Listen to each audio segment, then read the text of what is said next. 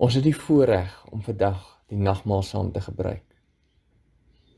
Nou net soos ons vir mekaar geskenke of iets kosbaars gee as 'n tasbare herinnering of 'n bewys of 'n teken, 'n uitdrukking van ons liefde vir daardie persoon.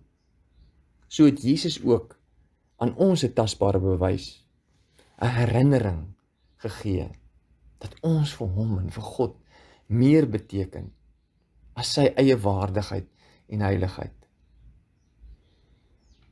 Jesus het geweet dat ware heerlikheid wegkyk van jouself. En dat meer vermag word, dat die lewe groter en grootser en beter raak, daar waar ons kies om moedig te wees, om in die gaping te staan vir iets of vir iemand wat dit nodig het. Daarom terwyl Jesus diep ontsteld was, toe hy dink oor dit wat hy sou moes deurmaak, om in die gaping vir ons te staan, en die versoeking definitief daar was om vir homself eerder redding en hulp by die Vader te vra, kies hy om eerder sy behoeftes neer te lê en 'n hulp vir ons te wees.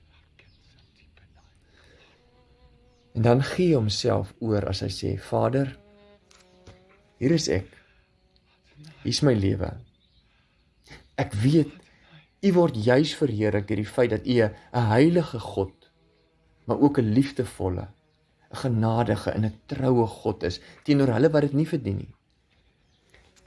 Ek weet my lewe sal instaan vir die gaping waarvoor hulle nie kan instaan nie. Dit wat hulle nie kan wees nie. Hier is ek. Gebruik my. So kom ons vier vandag die nagmaal saam en ervaar van vooraf God se heerlikheid en sy grootsheid.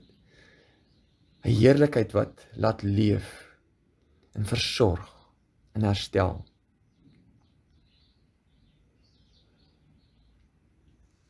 Die brood wat ons breek is die gemeenskap met die liggaam van ons Here Jesus Christus.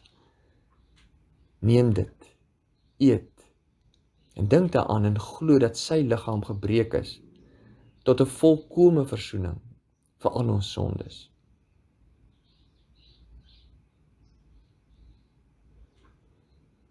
Die beker van danksegging is die gemeenskap met die bloed van ons Here Jesus Christus.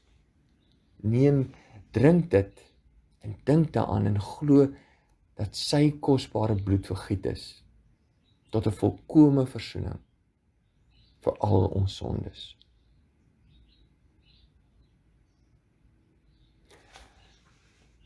Nou dat ons hierdie genade weer beleef het, dat hierdie genade ons en ons harte en ons handelinge nuut maak, en laat ons nou met genade teenoor ander wat dit nie verdien nie, gaan lewe. Amen.